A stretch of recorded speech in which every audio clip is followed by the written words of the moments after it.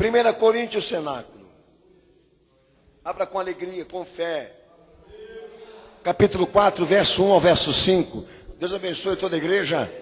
Amém, que está abrindo a palavra de Deus. Um abraço aos meus irmãos que estão pela internet, pelo horadaverdade.com, Maranata, sejam bem-vindos a esta igreja, a esta congregação, a este ministério, para sermos juntos revelados por Cristo nos últimos tempos, nos últimos dias. Deus abençoe a todos que acompanham a campanha, amém, o toque da trombeta, que estão no propósito de se preparar para a volta de Cristo. Um beijo, um abraço. Estamos ao vivo dia 14 de agosto. Dá tempo para você poder vir pegar a gente aqui. Dá tempo. 1 Coríntios capítulo 4, verso 1. Que os homens nos considerem como ministros de Cristo e dispenseiros dos ministérios de Deus. Além disso, requer-se-nos dispenseiros que cada um se ache fiel. Todavia, a mim muito pouco se me dá de ser julgado por vós, ou por algum juízo humano. Nem eu tampouco a mim mesmo me julgo, porque em nada me sinto culpado, mas nem por isso me considero justificado, pois quem me julga é o Senhor. Portanto, nada julgueis antes do tempo, até que o Senhor venha, o qual também trará à luz as coisas ocultas das trevas e manifestará os desígnios dos corações. E então, cada um receberá de Deus o louvor. Amém, cenáculo? Quem crê nesta palavra da glória a Deus? Quem crê da glória a Jesus, cenáculo? Pode sentar, meu irmão. Deus abençoe toda a igreja. Amém. Primeira coisa que eu quero dizer para você. Como que é importante aquele que está bem intencionado com a palavra de Deus, sempre ter domínio, entendimento daquilo que fala. Então, para nós podermos saber o que nós temos que falar, como crentes em Jesus, nós temos que conhecer muito bem a palavra de Deus. E uma das coisas, um dos critérios importantes, muito importante e fundamental, para quem lê a palavra de Deus, é ele saber o significado das expressões. E eu vou trabalhar uma delas aqui com você hoje, pelo poder do sangue de Jesus, porque pelo amor de Deus, o que tem de gente que utiliza de estratégia em texto isolado, para querer calar a boca do Espírito Santo é brincadeira. O que eu vou pregar hoje aqui, eu cansei de ouvir das pessoas.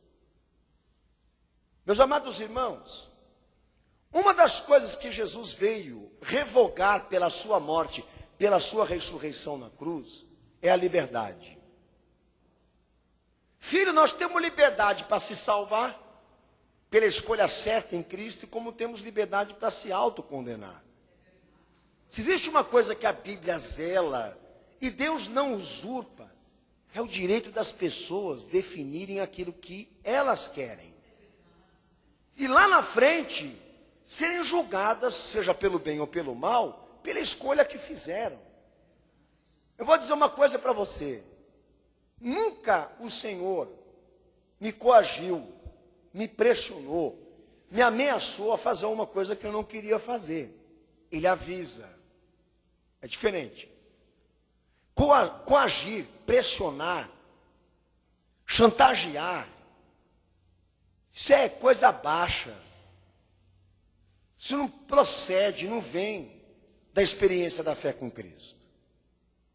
Porque o Evangelho é liberdade de pensamento, é liberdade de reflexão, é liberdade até de discriminação. Porque não tem livro que mais denuncia, discrimina, do que a Bíblia, do que a Escritura. Então, se você não é a favor de que Deus dê nomes e acentos e pontos nas coisas que estão acontecendo nesse mundo, eu digo para você que você está contra a palavra de Deus. E nesse momento você está em guerra e em conflito com o próprio Deus. Por quê? Porque essa proposta não convém Deus aceitar, de que agora, nesse exato momento, nesse ponto em que chegamos como sociedade, indivíduo, mundo, Deus não tenha mais opinião acerca das coisas. Então eu dizia para você, quem lê a Bíblia, Ele está no texto que está lendo, então ele tem obrigação, dever de saber o conteúdo histórico que está ali dentro, do que está sendo tratado, o que é doutrina, regra que serve para qualquer geração, como as expressões. Meus amados irmãos, que poder que tem uma palavra, um vocábulo, um verbo, naquele texto que você está lendo, para decidir de vez o que Jesus está ensinando, o que Deus está ministrando na nossa vida. Eu vou dar um exemplo claro aqui, que é uma das maiores contraversões do movimento evangélico atual. Pensar que se pode casar-se de novo quando há uma traição matrimonial. Mas se você entra em Mateus 19, quando Jesus está falando sobre isso, o verbo que ele utiliza não é adultério, é prostituição. Só com uma palavra ele já está querendo dizer o seguinte: o que eu estou falando aqui dá condição para aquele que é traído em um período nupcial, em período de noivado. Por quê? Porque prostituição condiz com aquele que tem práticas sexuais ilícitas fora do casamento. Se ele quisesse falar de uma traição conjugal, ele usaria outra palavra, adultério. Daí sim daria significado de Mateus 19, pela palavra de Jesus dizer: quem foi traído dentro do casamento pode se casar com outro. Isso não existe. A coisa chega a ser tão suja que a Sociedade Bíblica do Brasil, que é uma das maiores produtoras de Bíblia, está mudando a versão. De prostituição ela está colocando adultério.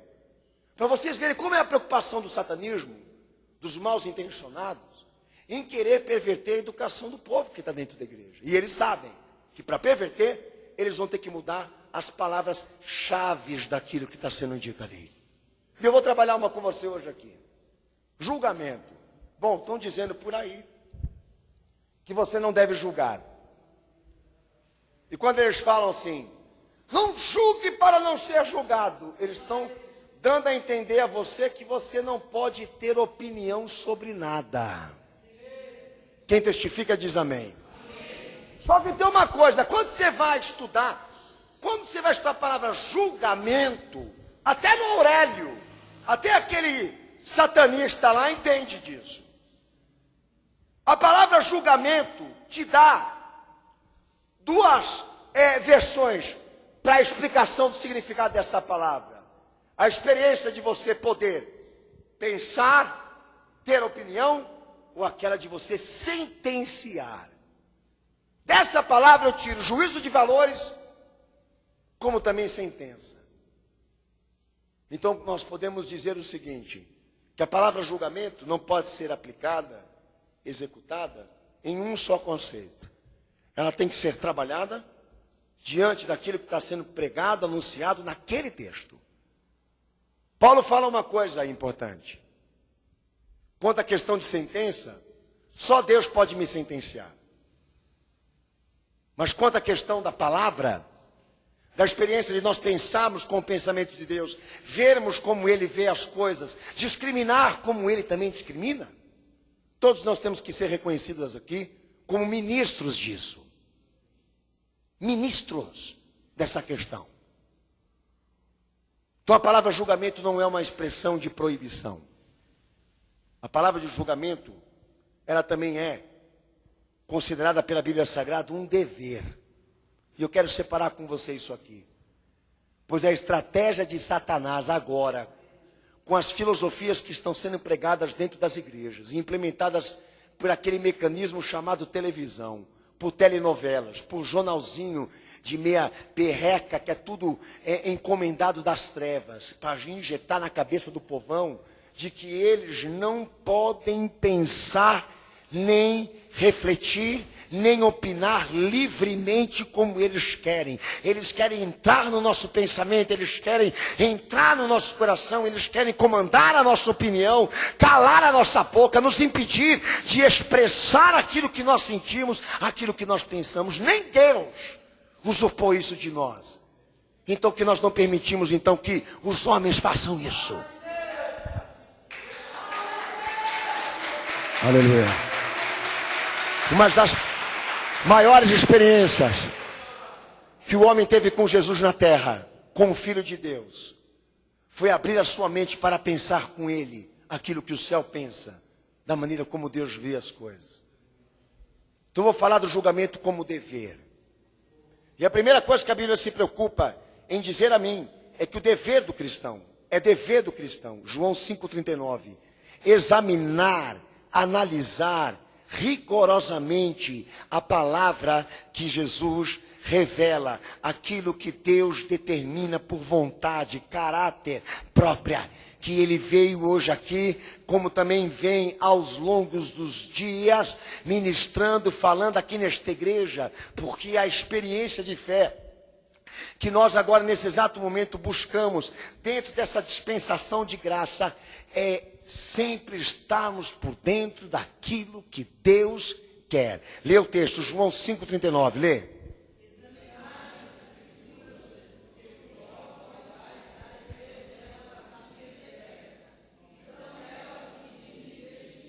Amém? Examinai as escrituras, fala. A pergunta aqui é a seguinte, Jesus está querendo dizer o quê? Que nós temos que ler a palavra dele, se alimentar do que ele fala espiritualmente, para exercer intelectualidade, irmãos, meus amados. Ninguém vem aqui, na dispensação cristã, para se gabar e se vangloriar por sabedoria própria, meus irmãos. A Bíblia não é para formar intelectual. A Bíblia, a palavra de Deus, a pura escritura, ela tem a função de educação para formar discípulo, seguidor, crente. Não gente inteligente, mas pessoas que tenham a sabedoria de Deus. Então o meu Senhor diz o seguinte, olha, examine, analise minuciosamente aquilo que está determinado para que você viva, para que você execute. Qual é a preocupação? A nossa formação. E olha o que Jesus fala em João 7,52. Lê também esse texto, está em nome de Jesus. João 7,52. O que é dever do cristão a nível de julgamento? Vai, lê bem alto.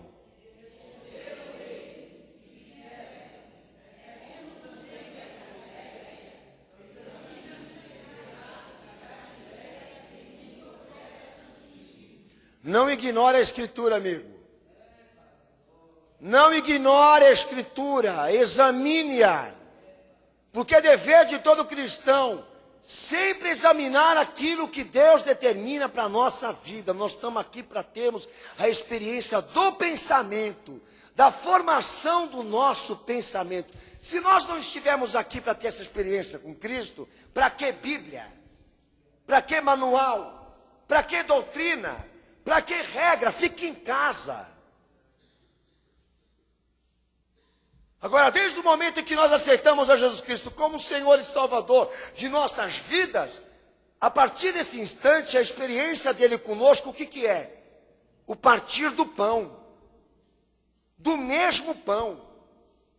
Porque aquilo que ele fala, aquilo que ele ensina, que testifica a Escritura, ele quer que todos nós aqui nos adequemos, nos apropriemos, nos encaixemos nisso, porque é a experiência de fé, é a experiência da comunhão com Cristo. Ou o que ele prega manda, ou então, filho, alguma coisa está errada aí. Então é da vontade de Deus que toda a igreja na terra, fundamentada, levantada, edificada e arquitetada por Cristo, que ela sempre procure saber aquilo que a palavra de Deus quer que ela faça, ou então quer que ela pense, examine, analise. Então dá licença, eu tenho um tema específico sendo tratado dentro de uma escola. Um professor meu lá mandou fazer um trabalho a respeito de tal tema constrangedor. Se você é um cristão, você tem um dever de dentro daquele trabalho científico, que você pode colocar várias ideias, vários pensamentos, na conclusão que você vai dar para aquele trabalho, dizer o que Jesus fala, o que Jesus pensa, porque é o teu pacto com Ele, meu amado. É o que nós estamos aqui para fazer nessa terra. Segunda coisa que a Bíblia fala que é dever de todo cristão a nível de julgamento, não só examinar rigorosamente aquilo que a palavra de Deus pensar, mas também refletir. 2 Coríntios 3,18, vai. 2 Coríntios 3,18. Cogitar, pensar, se formar. refletir. A Bíblia está falando, Deus está falando por intermédio dela, a coisa está entrando aqui nessa cabeça, nessa cachola, e o que a palavra está dizendo para mim agora, nesse exato momento, que ela está penetrando o meu pensamento. Reflita, pensa. O diabo já fez de tudo com o teu pensamento, agora você vai querer poupar ele com Cristo? O povão fica aí, que nem eu falei domingo passado, fica aí 10 horas na frente da televisão, e ela falando e o cara não falando nada. Daí na hora de opinar, de falar, de discutir, ele vai querer fazer isso dentro da igreja? Ah, toma vergonha na cara, rapaz. Fica em casa lá, assistindo novelão. É com Deus que você vai querer discutir? É com a palavra dele? Então a questão aqui é a seguinte: examine, reflita, é teu dever. Deus está falando, agora você vai tentar aplicar isso na tua realidade. Aplicar isso no mundo em que você vive. Saber até que ponto e extensão essa palavra pode ter na tua vida. Lê o texto, Senado.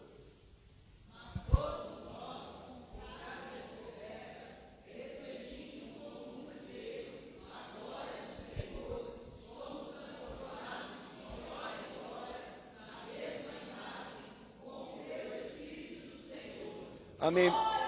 Paulo não estava drogado, tá? Paulo estava instruído pelo Evangelho. Quando nós olhamos para o espelho da nossa educação, o rosto que nós tentamos encontrar lá é o do Senhor Jesus. Isso quer dizer o que para você?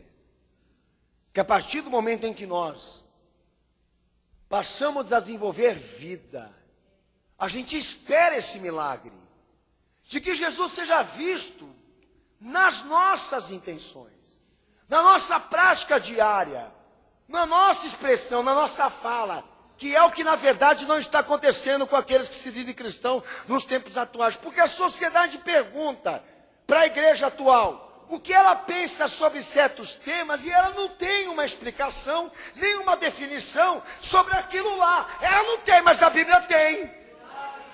Ela não tem, mas Jesus tem.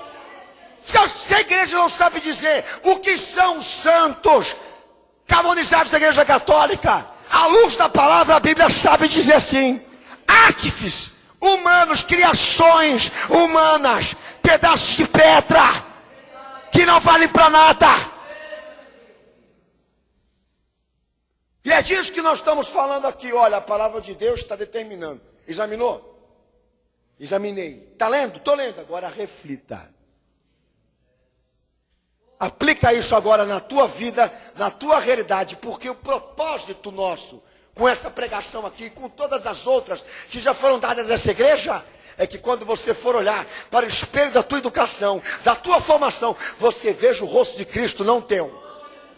Porque se você ver o teu, quer dizer o seguinte: você não entendeu nada do Evangelho.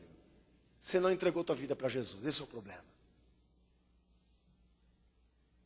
Então hoje a sociedade, ela lida com chantagem.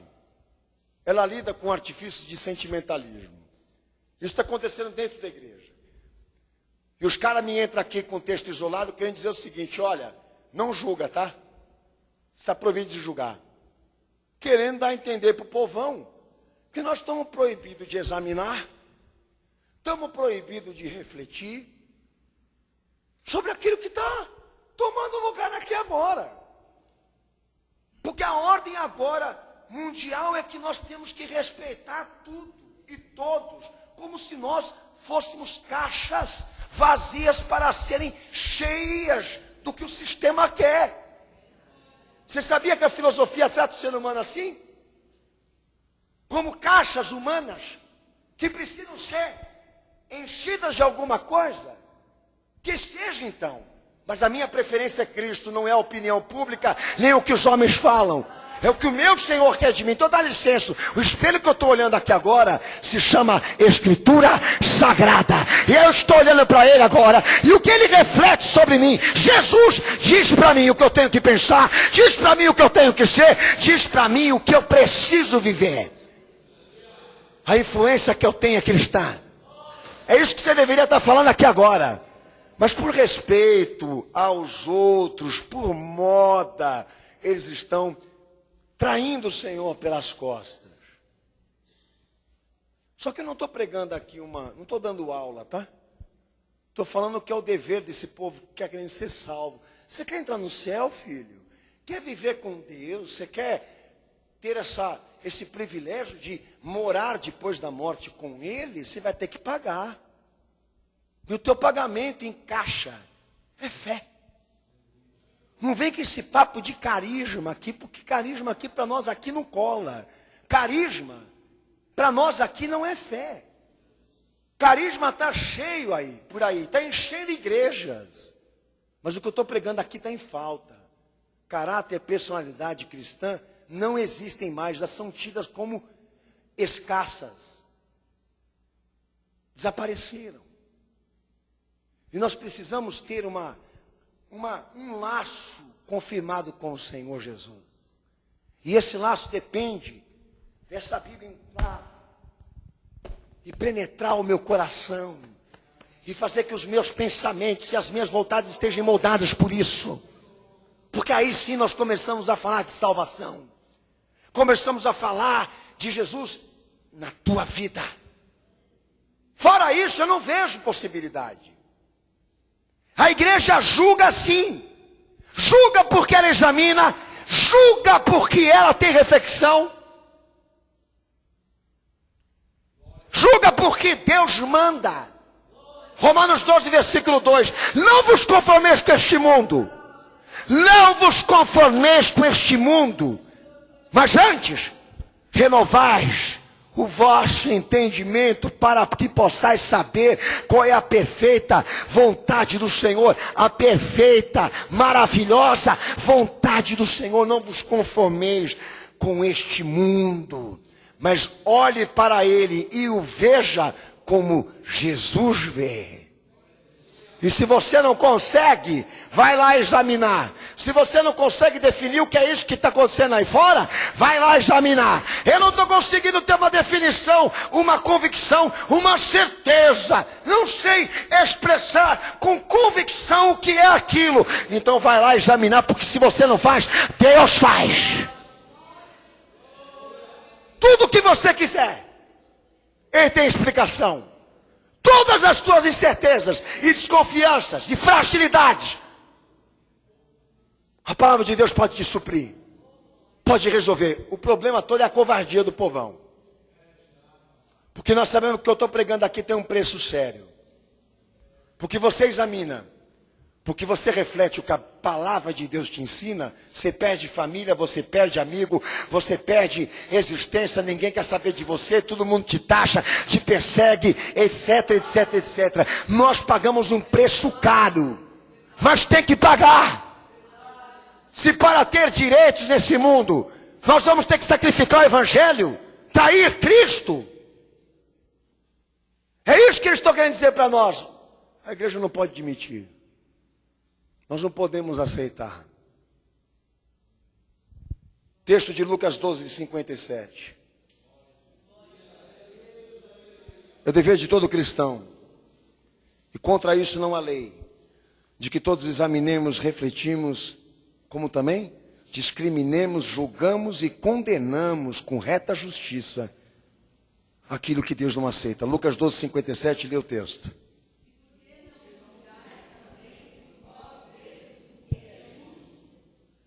Amém? João 7, 24, lê esse também. João 7, versículo 24, lê esse também. Pode ler em voz alta, cenáculo.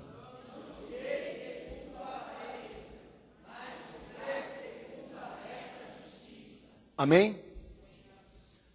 Até Jesus já antecipou aqui nessa noite para você qual o juízo que ele proíbe. Mas a nível de exame, de reflexão e discriminação, a Bíblia está cheia. Se você entrar ali na palavra de Deus, filho, de cabeça mesmo, em coração aberto, não tem como você não conhecer o teu pecado e o pecado do outro. Não tem como você não conhecer o pecado do mundo. É que nem a homossexualidade, que para mim não é o único pecado dessa terra, que a igreja tem que se preocupar. Não é o único pecado que manda para o inferno. Tá? A Bíblia não é machista, nem fêmea. A palavra de Deus é a favor daquilo que Deus quer. Enfim. Como que uma pessoa que tem uma opção sexual que a Bíblia condena pode entrar numa igreja como essa aqui sem ser discriminada? Ora, se ela não for discriminada como as outras coisas erradas que o povão está fazendo aí, é porque o pastor não está pregando. A maioria das igrejas estão tendo aulas administrativas de como crescerem. Quem está trazendo isso aqui para o Brasil se chama Bill Hybels. Que até esqueci agora qual é a Willow Creek, da igreja Willow Creek, mas esqueci o logotipo, o slogan do congresso que ele está fazendo aqui no Brasil. Convidando um monte de pastor para dar palestras de como a igreja tem que crescer. E sabe qual é uma das instruções que eles estão dando para as igrejas crescerem, amados? Que a igreja não discrimine. Que ela não discrimine. Se for para mim não ser discriminado, se for para mim olhar para o espelho e não ver Jesus, eu prefiro não ir na igreja. Vou na igreja para quê? Para mentir para mim mesmo de que as coisas estão boas, está tudo lindo, maravilhoso, entendeu? A bênção vai cair do céu, Deus vai dar uma solução na última hora, eu vou entrar no céu de qualquer jeito, é só dobrar lá o meu joelho no chão, pedir, se Jesus não levantar para me defender, Maria levanta, aquela coisa toda católica. Ah, mas então, na última hora eu vou no purgatório, tomo um jeitinho lá e acabo entrando no céu. A Bíblia não prega isso. Se eu não estiver disposto a entrar na plenitude de Cristo, para ser discriminado, revelado, exposto, aberto, para ser tratado, não há possibilidade alguma de que eu seja salvo. Regeneração é uma das ordenanças que mais pesam no Evangelho. Filho, como você pode mudar de roupa? De roupagem espiritual, se você não está disposto a jogar a velha. Meu Jesus já dizia, o novo não entra se o velho não morrer. Então como é que você quer que Deus faça uma obra na tua vida, se você não está disposto a aprender, refletir e também discriminar? Não só discriminar na questão pessoal, também discriminar na questão social. Porque o que está acontecendo aí fora agora é tão sério, tão problemático, que eles estão tendo problemas até com versículos da Bíblia. Esse povo chamado ímpio, esse povo chamado profano, eles não estão mais acostumados a serem ministrados, a serem tratados. É como se eles não soubessem mais que há um protestantismo nato na Bíblia, da qual eles podem ser alvos e expostos a qualquer momento. Eles estão tão seguros de si, que as leis e as constituições vão garantir a eles liberdade para eles fazerem o que querem, que eu estou lhe dizendo, eles estão se formando pastores, eles estão se formando pregadores, eles estão se formando ministros, para induzir as pessoas nesse conceito de que nós estamos proibidos de examinar, refletir e discriminar. Condenai as obras infrutuosas das trevas. Condenai as obras satânicas dessa terra, diz a palavra de Deus. Nós não estamos aqui para ficar olhando toda essa coisa, toda essa curtição com Sodoma e Gomorra, fingindo que nada está acontecendo, olhando tudo isso de boca calada. Por quê? É nossa obrigação, é nosso dever discriminar, julgar e condenar com a reta justiça de Deus, ou seja, expressar a opinião cristã, ofenda, doa quem doer. Você pode não aceitar o que eu estou falando, mas é o que a Bíblia manda você fazer.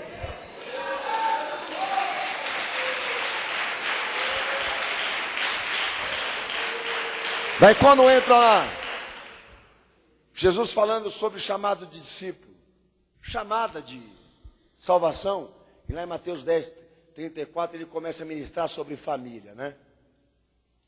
Que ele não veio trazer paz, mas espada. Só que esse texto aí já dá para você desmontar todas as teses da filosofia, de que Jesus ele veio implementar relações humanas. Ele não veio implementar relações humanas, ele veio pregar o reino, anunciar o reino de justiça. Daí ele diz que pai ficará contra filho, filho ficará contra mãe, nora contra a sogra, e não haverá paz nessa casa por causa de um discípulo. Por quê? Porque o papai, a mamãe, a família, as tradições, as culturas, vão querer dominar a formação desse discípulo. E vai ser aonde ele vai explodir. Eu não digo explodir de agredir, ofender com palavras, não. Ele vai explodir no sentido de dar identidade, mostrar vocação, missão, santidade. Mostrar o Jesus que ele professa, não é com aquele hino, cantando no disquinho, aquela musiquinha, New Age, para acalmar demônio no povo, não. Por intermédio daquilo que ele pensa, daquilo que ele expressa, daquilo que ele faz, vai ser suficiente para incomodar muita gente que habita com ele na mesma casa. Os meus irmãos aqui sabem do que eu estou falando aqui. Vocês sabem do que eu estou pregando hoje aqui. Daí tem aquela questão que eles costumam sempre implementar na cabeça do povão, de que Jesus, ele veio para apaziguar, unir. Então a minha Bíblia é diferente da tua, filho, porque mataram ele, por quê então? Mataram ele, deram a pior sentença para ele, por quê? Porque amavam ele, só na tua cabeça.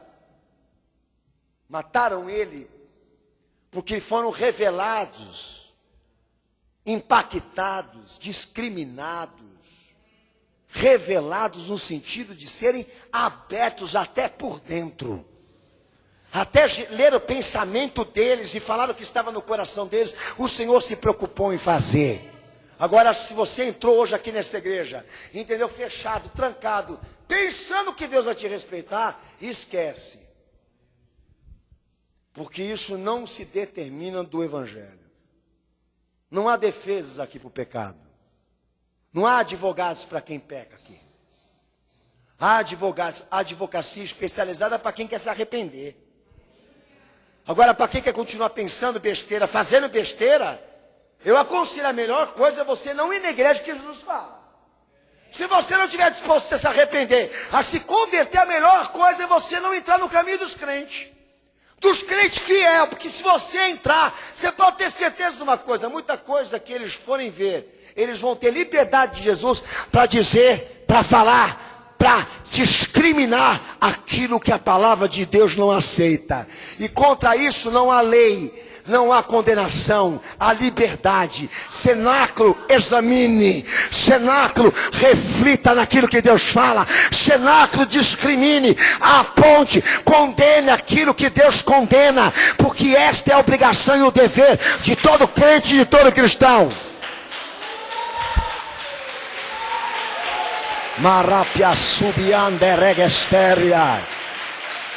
Marapossível me comosta. Por isso que a gente costuma dizer para os irmãos aqui, que quando nós falamos de relações, nós falamos de compatibilidade, certo? E o mundo não é compatível à igreja, a igreja não é compatível ao mundo, a fé não é compatível à política, ao Estado, são coisas separadas, independentes, diferentes. Como podem se unir? Se unirem porque fizeram um acordo, e a Bíblia não faz acordo com nada daquilo que ela condena. Eu não sei de onde o povo tirou isso na cabeça, e botou na cabeça, não sei de onde eles tiraram, aqui há muitas fontes, mas da Bíblia não foi. A samaritana, quando foi ali pertinho do meu Senhor, imaginando que ele ia discriminar ela por causa da raça, da cor, por causa da pátria dela, do fato de ser estrangeira, ela foi impactada por saber que ele não a apartou por causa disso. Mas já foi direto no coração daquela mulher para dizer qual é a lei que ele veio implementar por intermédio do seu evangelho, a lei espiritual, e já deixou claro para ela, mulher, você já teve 5 maridos e esse que você tem também não é teu. E a mulher ficou tão realizada que ela foi lá para a aldeia, pregou Jesus e converteu todo mundo lá. Porque ela percebeu o seguinte, olha, com Deus não há barreiras. Com Deus não há impedimento se nós irmos até a Ele. Mas tem uma coisa, a hora que nós chegamos lá, Ele vai falar, Ele vai revelar, Ele vai mostrar. Pode ser que você se decepcione, mas é o preço que Jesus está te dando para você se salvar. Não quer ser incomodado pela doutrina, amado? Fique em casa. Pô, pastor, você está desmotivando? É lógico que eu estou te desmotivando. Você já comprou o teu batismo. Você já comprou a igreja que você congregou. Você está comprando tudo, filho. Nada é pela fé. Tudo é pela negociata. Ô pastor, prega aí feijão com arroz e farinha, que eu dou dízimo na igreja do pastor e a gente sai ganhando nós dois. O senhor exerce psicologia, eu exerço poder de finança. Deixa eu feliz que eu te faço rico. Deixa eu com autoestima, pastor, que eu faço a tua igreja ficar rica. O senhor não quer um templo de Salomão? Também nós podemos te dar. Eu lembro que quando eu cheguei lá nos Estados Unidos, um maluco lá falou assim para mim: esse pastor vai encher, vai encher esse ginásio logo, logo. Daí um irmão que já congrega aqui na igreja falou assim para ele: rapaz, você não sabe de nada, hein? Você não sabe de nada. Logo, logo vai ter 600 pessoas aqui. Você não sabe de nada. Não porque a gente não se esforce, não queira que isso aconteça, a gente quer. Mas nós sabemos como é que está a opinião pública diante do que eu estou pregando aqui. Eles não estão em busca de Cristo. Eles não estão em busca da salvação, da liberdade que Jesus prega. Eles estão travando uma batalha de independência com Deus. Esse é o mundo que nós estamos aqui agora. Mas de que julgamento que Deus proíbe? Porque há uma proibição. O texto de Mateus 7,1, Jesus fala sobre isso. Não julgueis para não ser julgados. Não julgueis para não ser julgados. E Paulo em Romanos 2,1 também fala a mesma coisa. Daí nós entramos na questão daquilo que, dentro da expressão julgamento, é proibido qualquer um aqui representar contra uma pessoa. Então a palavra de Deus fala: é teu dever examinar a Sagrada Escritura para que quando alguém entre no teu caminho, você reflita com ele, como também discrimine com ele aquilo que Deus quer. Mas nessa posição aqui você nunca entre. Qual? De sentenciar alguém.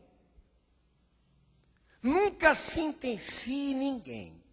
Se tem uma coisa que a igreja não pode tomar lugar, é definir qual vai ser o futuro das pessoas. Aqui a gente pode examinar, aqui a gente pode refletir, aqui a gente pode ter opinião sobre as coisas, porque a Bíblia manda, mas definir o futuro, lançar sentença sobre as pessoas, dizer se elas vão para o céu ou vão para o inferno, essa é a proibição da coisa. Não julgue, não sentencie nenhuma pessoa. Passar sentença a outra pessoa é convidar processo semelhante ao teu respeito. É chamar a condenação para você. A partir do momento em que você definir qual o futuro, qual a sentença daquela pessoa pelo que ela é. Instrua, ame, discipline, chame para vir para a igreja. Não deixe ela te influenciar, que isso também é bom. Mas em compensação, não defina o que vai ser dela, o que vai acontecer com ela. Porque isso é uma coisa muito particular de Deus. E é isso que Jesus está falando aí. Se amaldiçoou, você sentenciou, se Deus se aborreceu, então você vai pagar. Porque qualquer sentença executada sobre uma pessoa, seja pelo cristianismo, pela macumba, pela feitiçaria, por qualquer outro tipo de religião, ou até mesmo pela força física, você está atraindo julgamento para você também. Porque essa determinação, só Deus pode representar contra uma pessoa. Nenhum de nós está autorizado aqui a sentenciar ninguém. É disso que a Bíblia proíbe. Texto de João 8,7. Leia em voz alta, cenáculo. Nós estamos aqui, é mais ou menos o que você vai ler agora aí. Nós estamos para fazer uma audiência aqui agora, aonde nós vamos julgar o pecado de uma pessoa. Lê o texto.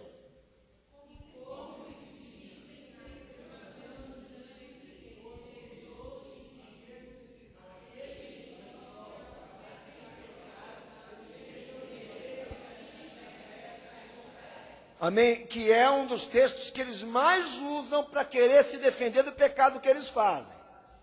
Para querer dizer que a igreja não pode pregar, a igreja não pode discriminar, a igreja não pode exortar, não pode disciplinar. O que Jesus está fazendo com os fariseus é uma outra coisa. Por quê? Porque isso nem ele fez. Dar àquela mulher a morte que ela merecia pela lei de Moisés.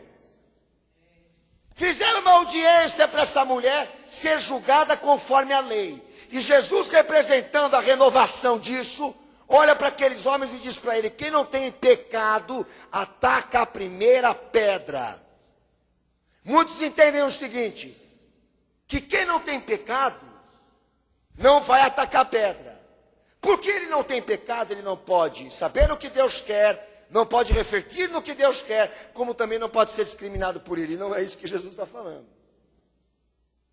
Jesus está falando o seguinte, que nenhum homem aqui é qualificado para matar ninguém.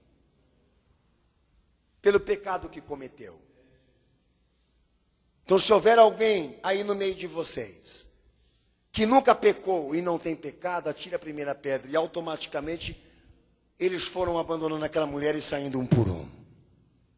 Porque todos eles chegaram numa conclusão.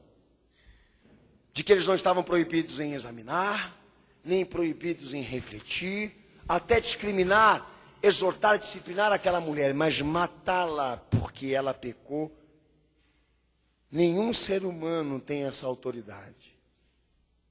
A ninguém Deus incumbiu o poder de juiz, de sentença.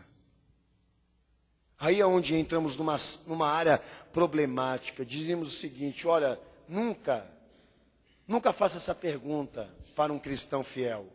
Se ele é a favor da sentença de morte. Nunca poderemos ser a favor de um ato como esse. Porque o único que tem poder para matar alguém é o Senhor. Não vou ser eu que vou apertar o botão, não é você que vai apertar o botão, amigo. Porque se nós tivermos que assassinar alguém, matar alguém, pela lei do homem, por um pecado que ele cometeu aqui nessa vida, todos nós vamos ter que morrer pela mesma lei que ele está morrendo. Mas há certos pecados, pastor, capitais, que uma pessoa tem que morrer. Eu também seria a favor disso. Se não tivesse conhecido Jesus, há certas coisas que estão cometendo aí fora, que eu ia lá para apertar o botão. Quer saber um? Estupro de criança. Pedofilia. Eu não matava ele, eu esquartejava ele. Mas como cristão e como servo do Senhor vivo, eu nunca vou poder admitir na minha mente miserável, nesse corpo miserável, que eu teria poderes para tirar a vida de uma pessoa. Por quê? Porque tanto ele como nós, todos pecaram. Todos são insuficientes para executar justiça. Julgue, mas não a execute. Tenha opinião, mas não execute. Porque a hora que você executar juízo de sentença sobre aquela pessoa ou sobre aquela situação, você está invocando a mesma justiça para você. Que é bem diferente. Que estão usando essa cláusula para chantagear aquela outra, amordaçar o Espírito Santo e a igreja. Como se nós aqui estivéssemos proibidos de julgar as coisas que estão acontecendo com a reta justiça de Deus, por uma avaliação espiritual que Deus nos deu por liberdade doutrinária. Mas eu acho gozado. Você não tem opinião sobre as coisas que estão acontecendo. Impede que outros também tenham. Mas já mandou para o inferno um monte de gente e já quis matar um monte de gente. É uma hipocrisia danada. É todo cauteloso para mexer com as partes. Mas tem um assassino aí dentro de você. Certo? Por quê? Porque é só mexer com você. Ou mexer com alguma coisa que você se estarreça, que você já está lá para apertar o botão e matar aquela pessoa. É uma hipocrisia que a sociedade vive. Não discrimine o homossexual. Não fale da homossexualidade dele, não fale do aborto, não fale da maconha, não fale da cocaína, não fale das drogas. Respeite o diferente, respeite a pluralidade. Mas a hora que um cara vai lá, assalta um empresário, mata ele por causa de uma carteira, de um celular, a sociedade se movimenta toda para diminuir idade penal, para pedir sentença de morte sobre certos crimes. Que história que é essa? Cadê a filosofia agora? Todo mundo perdeu o equilíbrio? Sabe quem está naquela bala que matou o empresário? O Estado, a Justiça, os formadores de opinião. Tem um monte de gente ali que assinou aquela bala. Porque aquele homem que foi lá atirar, você não sabe. Mas Jesus sabe, não que eu esteja justificando o que ele fez. Mas querendo dizer que o pecado, ele deságua. Ele deságua da seguinte forma. Ele tem repercussões diversas. E se trata de um camarada que não teve formação, se trata de um camarada que não teve educação, se trata de um camarada que viveu em situações, cresceu em situações precárias e deu no que deu.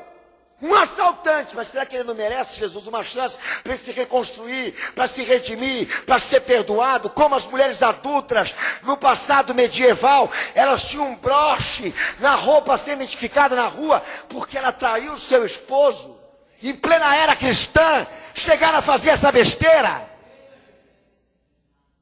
Toda essa sociedade hipócrita, eles se constituem juízes, em certos casos, mas não querem deixar que nós tenhamos opinião, e liberdade de opinião e expressão. Então a liberdade de opinião e expressão passou a ser um crime mais odioso do que a pena de morte. Porque eu já vi cristão dizendo que é a favor de pena de morte. E eu queria saber de que natureza que você é feita. E aquele que vai apertar o botão para se constituir juiz sobre aquela pessoa e achar que ela tem que morrer porque ela cometeu aquele delito. É que nem a Richthofen que vai sair agora aí e vai responder em liberdade. Essa menina não merece uma chance, mas pastor, não tem jeito. Aonde você conheceu isso no Evangelho? Que não tem jeito para ela, não tem jeito para você, ordinário. Que fica olhando para as pessoas dessa maneira.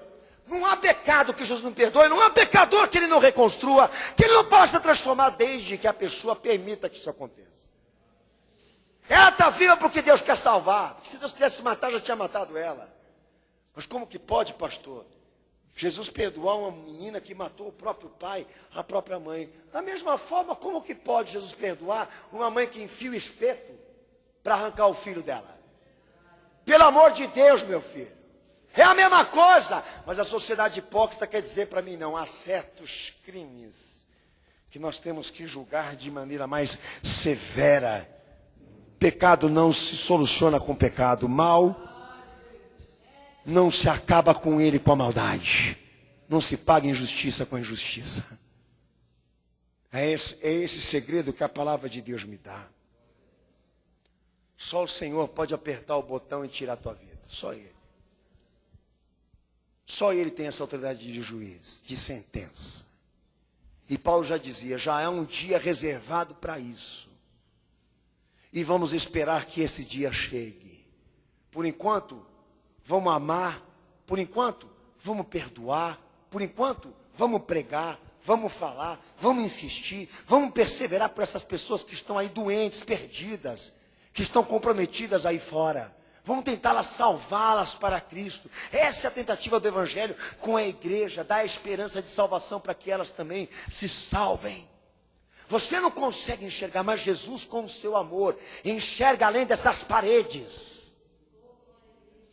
Qual o julgamento proibido, meu Senhor, que o Senhor prega, João 8,15? Não julgue segundo os padrões humanos. Não julgue segundo os padrões humanos. Porque os padrões humanos sempre julgam as pessoas por intermédio da aparência delas. Ninguém é o que come, ninguém é o que veste, ninguém pode ser qualificado ou determinado como pessoa por intermédio do seu rosto, da sua aparência, da sua cor, até mesmo da sua forma de sentar-se e se comportar-se, que alguns aí se comportam sem ética. Ninguém pode ler uma pessoa por intermédio daquilo que ela aparenta ser. Vai conhecer primeiro essa pessoa. Vai conviver com ela primeiro. Não julgue segundo os padrões dos homens, porque os homens julgam as pessoas assim.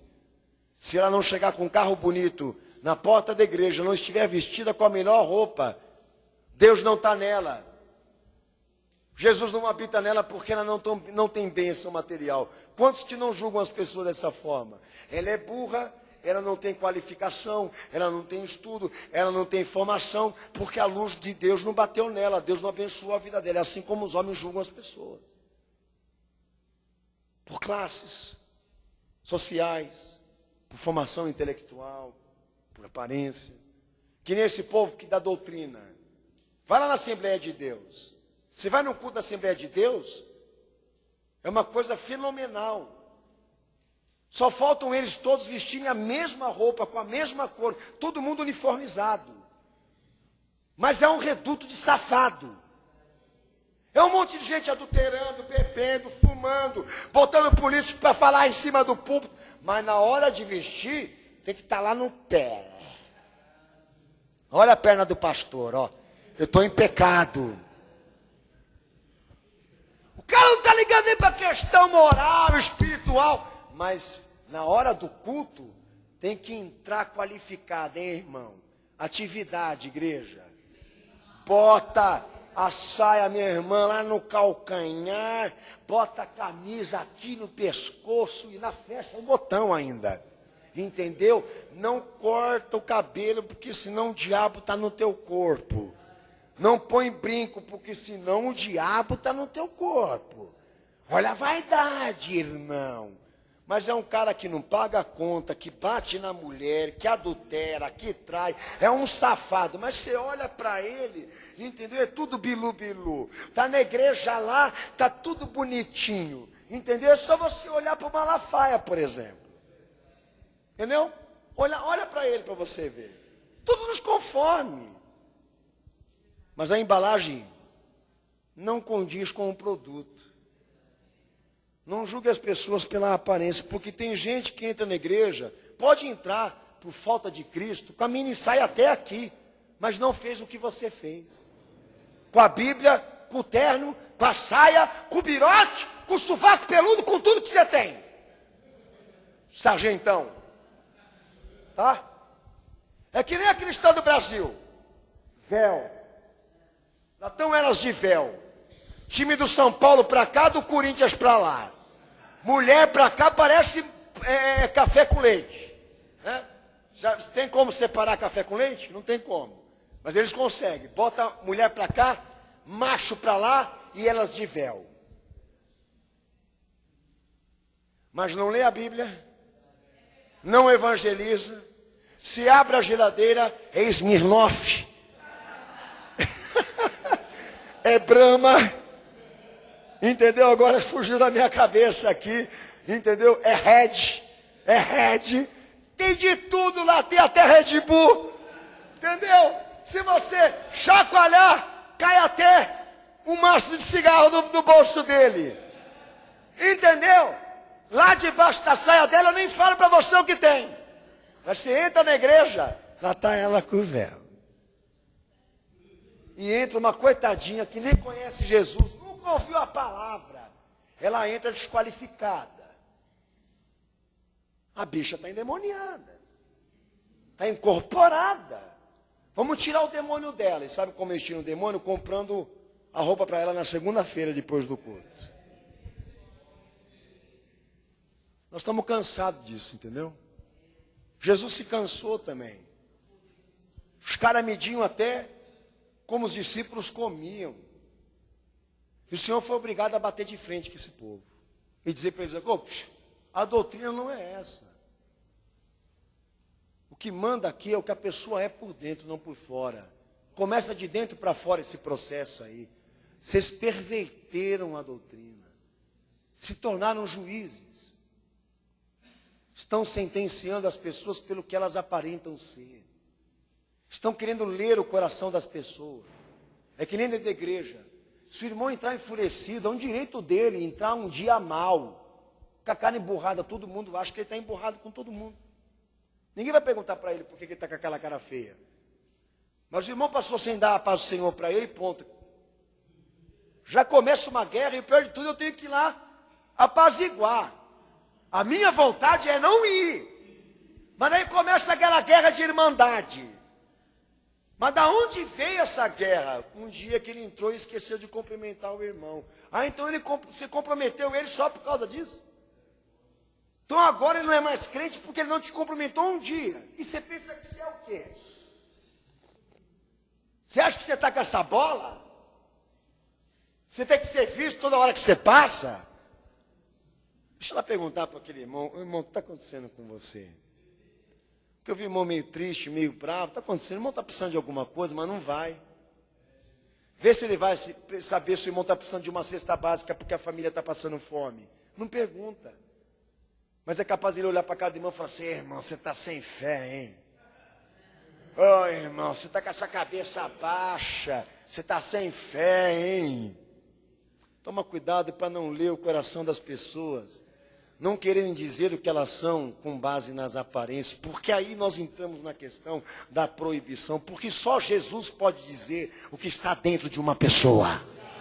Ele tem poder para ler a mente dos homens, nós não. Se houver alguém aí recebendo a revelação, que foi? Deus está me revelando o que ele está pensando. Mentira do diabo. Mentira, eu nunca vi Deus revelar o que um casal faz dentro de um quarto. Entra na intimidade de um casal, mas tem gente que quer receber essa mediunidade. Sabe, Deus me revelou.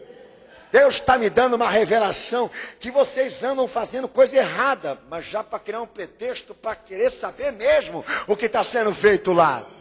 Deus não entra na intimidade, a não ser que ele tenha uma razão muito séria para isso. Meu Senhor respeita a liberdade de escolha e até aquilo que as pessoas sentem. Se ele entrar no mérito, é porque ele pode. Mas entra com amor, não entra com esse ódio, com essa raiva, que muitos, infelizmente, dentro da igreja, sempre querem se constituir juízes.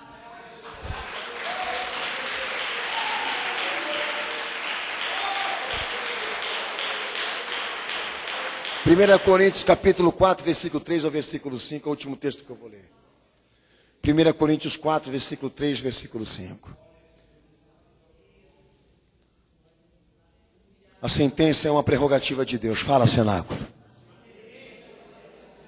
Fala, cenáculo. A sentença é uma prerrogativa de Deus. Amém. 1 Coríntios 4, versículo 3. Lê o texto até o versículo 5.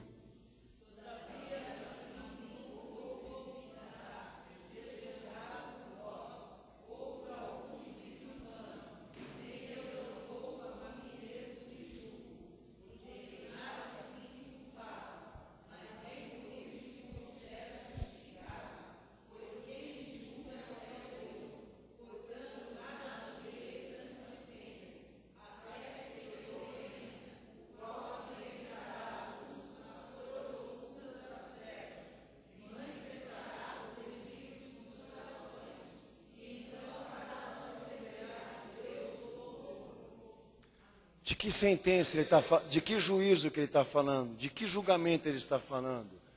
A nível de sentença humana. E Paulo é uma coisa impressionante, como que esse irmão era uma pessoa abençoada pelo Espírito Santo. Que ele falou uma coisa nesse texto que eu tenho vontade de falar sempre. Que o ponto de vista das pessoas em relação a mim não me preocupa. Quem me julga é o Senhor. O que as pessoas pensam de mim, falam de mim, não me preocupa. O que me preocupa é o que o Senhor Jesus vê em mim. E o que Ele também quer que eu faça pelos outros, que também estão perdidos. Ponto final. Mas corroer-se, se entristecer pelo que as pessoas andam falando de nós, o que tem que constranger é o que Jesus está vendo aqui agora. Porque elas entraram dentro do santuário, elas estão aqui hoje, aqui sentadas aqui. E elas pensam que elas estão ocultas, mas não estão, porque o Senhor está vendo tudo que elas são. Então essa é a nossa preocupação, o nosso culto racional com Cristo. Sabermos que hoje nós estamos debaixo de uma visão ampla, Ele vendo, enxergando tudo, e nós não conseguindo esconder nada dele. É isso que tem que nos constranger, porque a nível de ponto de vista, rapaz, o que eu não falando de mim por aí é brincadeira. Outro dia mandaram um recado para mim que teve uma pregação que o pastor, eu filei a Bíblia e fiz isso, né? Inconsequentemente, involuntariamente. Daí teve um indivíduo que falou: pastor, o senhor é um falso profeta, porque eu peguei um sinal na tua mão. E eu com vontade de fazer outro para ele. Por isso que Jesus converte, para não acontecer coisa errada. Porque a vontade que a gente tem é essa. Mas eu falei assim para meu filho: eu tenho 20 anos de pregação registrada. E o meu Senhor orientou o seguinte: que o diabo não prevalece com um reino dividido. Como que eu posso colaborar com o diabo pregando o que eu estou pregando? Mas porque você é maldoso, foi lá, fez uma colocação errada ao meu respeito, eu não tenho que justificar para você nada. E toma cuidado para mim não fazer outro sinal para você. Provoca que você vai ver. Provoca. Então essa é a questão. Eles ficam assim, ó, olhando para você, vai dar um vacilo. Ele vai dar um vacilo. Uma hora ele vai vacilar. Entendeu? Uma hora ela vai rebolar. Você pode ter certeza. Entendeu? Ela, por enquanto ela está andando assim. Mas uma hora ela vai fazer assim. Ela vai rebolar. É isso, a maldade está aí. Você quer mais? Mas é isso que nós temos que ficar aqui mais voltados. Olha, pastor, estão falando tanto ao meu respeito. Você deve. Se não deve, fica tranquilo, filho. Que a gente já se reuniu hoje aqui para saber o que Jesus vê em nós.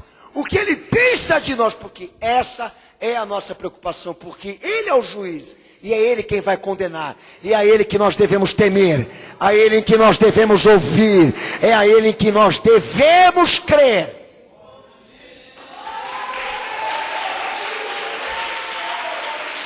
Aleluia, Senhor. Eu ainda costumo dizer para os irmãos aqui nessa igreja que o pastor, eu não sou nada simpático. Se eu tivesse que ganhar a vida para Jesus com a minha simpatia, eu ia esvaziar o céu. Porque eu sei que eu não sou nada simpático. E eu sei já que dentro da igreja, já fui alvo de várias vistas humanas. Mas faz parte, cenáculo. Nós vivemos num mundo assim. Onde o que as pessoas não podem ser, elas querem ser. E o que elas devem ser, elas não querem ser. Então, dentro de uma palavra só, você já poderia hoje definir o que está acontecendo de errado com a tua vida. É que nem ciúmes de mulher que tem ciúmes de marido, por exemplo. É a mesma coisa quando entra nesse tema, ciúmes. Não é um demônio, é uma incerteza. Não é um demônio ciúmes. É o capeta, é o cão. Não. O diabo está preocupado com coisas piores do que essa. Mas o que é um ciúmes? É uma dúvida, uma incerteza daquela pessoa. Porque ela não me passa confiança. Porque ela não te passa confiança, você vai fazer o que com ela? Terrorismo? Vai botar um investigador em cima dela? Então qual é o remédio que nós temos para os ciumentos aqui? Ó, filha, a melhor coisa que você tem é o seguinte: é dobrar teu joelho no chão, orar toda noite, todo dia, todo instante, porque se tiver algum problema, Deus revela. Entendeu? Se Deus não estiver falando, entendeu? Do chifre, dessa coisa toda, tome paz, irmão. E cuida bem do que Deus te deu. Ponto final. Mas eu estou sentindo cheiro de traição. Isso não existe. Estou olhando, estou desconfiado, porque ele acabou de fazer um gesto meio estranho. Você está falando com quem? Você está olhando para onde? Essa coisa ninguém chega a lugar nenhum. Mas daí diz o seguinte, né, meu irmão? Nós não temos como fazer, como impedir que isso aconteça, porque nem todo mundo é convertido, né? Você está olhando para onde? Você está olhando para aquela mulher. Eu te vi olhando para ele. Vou arrebentar tua cara aqui agora. Entendeu? E se ele não olhou? Por causa dessa porcaria que você começou, vai dar outra briga. E é disso que nós estamos falando aqui. O que é para você não fazer, você faz. E o que Jesus te mandou fazer, você não faz porque você é covarde. Na hora que você tem que refletir, examinar, discriminar o que Deus te manda, você fica essa merreca aí, ó. Mas na hora que Deus não quer que você julgue, você vai lá. E está perdendo bênção com Jesus. Porque é mais juiz do que crente.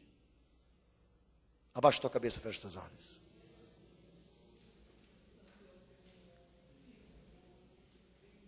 É que nem pai com filho, né? É a mesma coisa.